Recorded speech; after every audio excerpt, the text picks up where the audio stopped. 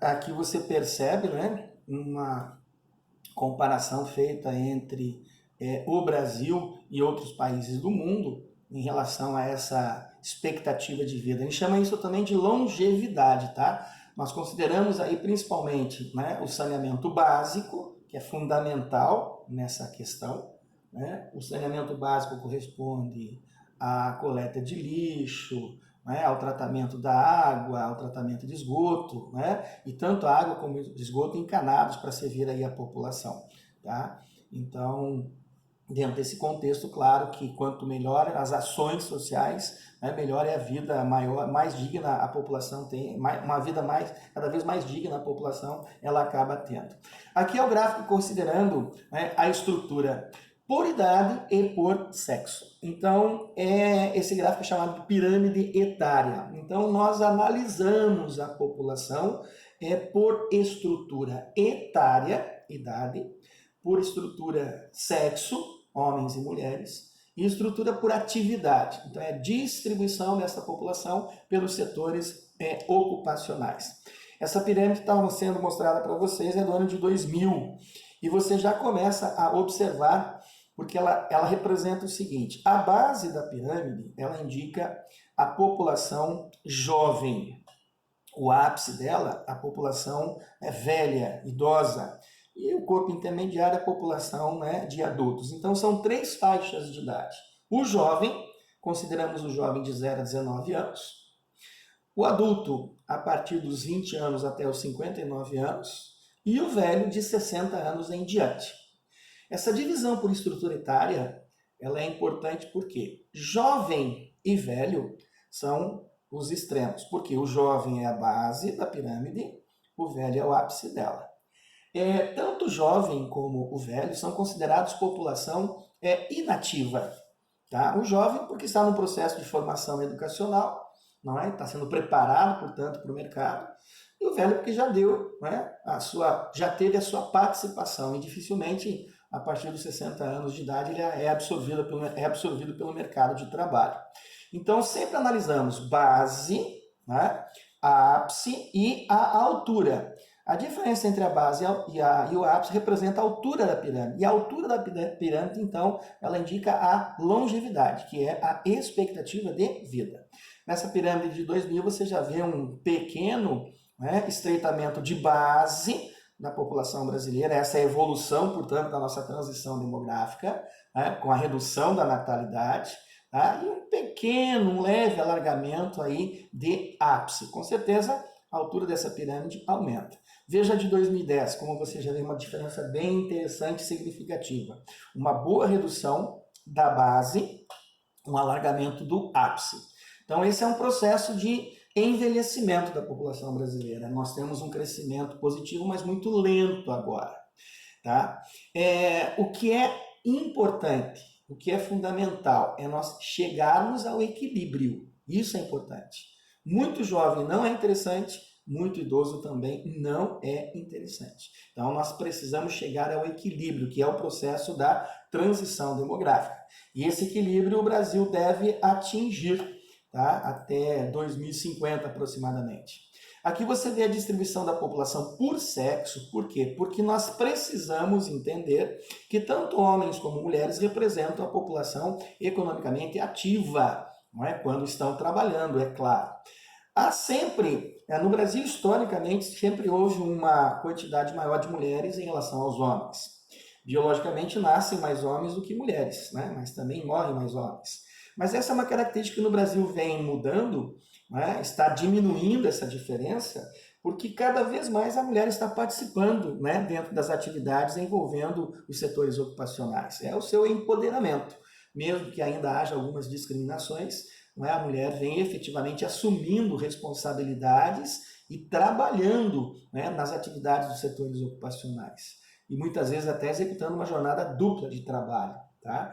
Então, já estamos chegando muito próximo da igualdade entre a população masculina e feminina aqui no Brasil. Tá?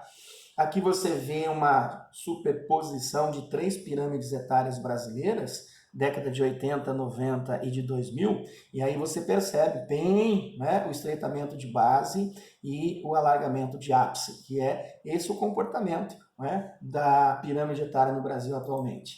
Nessa evolução você percebe, olha só, nossa antiga pirâmide etária, típica de um país subdesenvolvido, não é? Com a base bem larga, o ápice bem estreito, altura baixa, e a partir daí veja a evolução, tá, da pirâmide etária brasileira no processo da transição demográfica. Dá uma olhadinha. Nós vamos chegar aí até 2040, 2050, mais ou menos com essa estrutura da pirâmide etária. 3 fases, tá, revelam essa transição demográfica. O Brasil está na terceira fase da transição. A primeira, quando já existia o equilíbrio, isso lá entre 1872 até mais ou menos 1940, né? Então nascia muito e morria muito no Brasil, então equilíbrio. Tá? A partir de 1941 até 1970, o Brasil entrou num período de explosão demográfica. Nós chegamos a ter crescimentos que chegaram até a 3% ao ano, muito alto, elevadíssimo. É um período de muita preocupação no Brasil. De 1971 até os dias atuais e a projeção até 2040, 2050, né, onde o Brasil até lá conclui a sua transição, podemos chegar, portanto, ao equilíbrio, à estagnação, tá? É a terceira fase, né? Com a redução da natalidade, como nós já observamos, ela acontecendo de uma forma mais gradativa. Tá? Aqui uma comparação entre a pirâmide etária da França e do Brasil, veja que elas são muito parecidas, né? Lembrando que a França é um país de população muito velha, só que no Brasil o ritmo, né, desse envelhecimento está muito rápido, isso vem preocupando, tá, moçada? Porque nós já temos um problema muito grave com relação à nossa previdência social, né? Quanto mais velhos na formação da população brasileira, mais problemas nós vamos ter. Aqui você vê a apresentação da estrutura da população por atividade, tá? Então nós temos aí a população economicamente ativa e inativa. Ativa é aquela que realmente está trabalhando. Cada país tem a sua regra, né? Dentro a partir de que idade você pode trabalhar. No Brasil, a partir dos 16 anos. Tá? Então são considerados como população economicamente ativa aqueles que realmente estão empregados. Os desempregados até no máximo 1 ano. Se você está desempregado há menos de 1 ano, você ainda é considerado população economicamente ativa. Fora, acima de 1 ano, você já entra como população economicamente inativa. Então entram aí as crianças, os estudantes, os aposentados, os subempregos, né, que são as informalidades, tá? E a dona de casa que não tem uma remuneração econômica, tá? Mas essa é uma parcela da população que tem necessidade, né, de investimentos, né, em hospitais, escolas, aposentadorias e assim por diante, certo? Todas as atividades elas estão divididas entre esses 4 setores da economia. O primário, que compreende aí as atividades básicas, agricultura, pecuária, extrativismo, né? O setor secundário, que é o setor da transformação, da atividade industrial, mais a construção civil. O terciário sempre complexo, por isso temos o terciário e o quaternário. O terciário é o setor da cidade, de prestação de serviços, portanto. Ficou para esse setor atividades como bancos, comércio, escolas, prestação, funcionalismo público, turismo, enfim. E no setor quaternário, pelo momento que vivemos técnico, científico e informacional, o que nós temos aí são as atividades que exigem uma alta qualificação e muita pesquisa. Então, biotecnologia, robótica, tá? E o setor aeroespacial. Então, entenda, né, a maneira como a população economicamente ativa ela vai estar distribuída. Tá? E aí nós precisamos lembrar da população em idade ativa. E essa população em idade ativa é aquela que está apta a trabalhar. Não necessariamente ela está trabalhando. Ok? A partir daqui nós deixamos para outra aula, né, que envolve a composição e a formação étnica da população brasileira. Mas essa vai ser uma outra discussão com a moçada. Beleza? Então, moçadinha, qualquer dúvida estamos aí, tá? Até a próxima.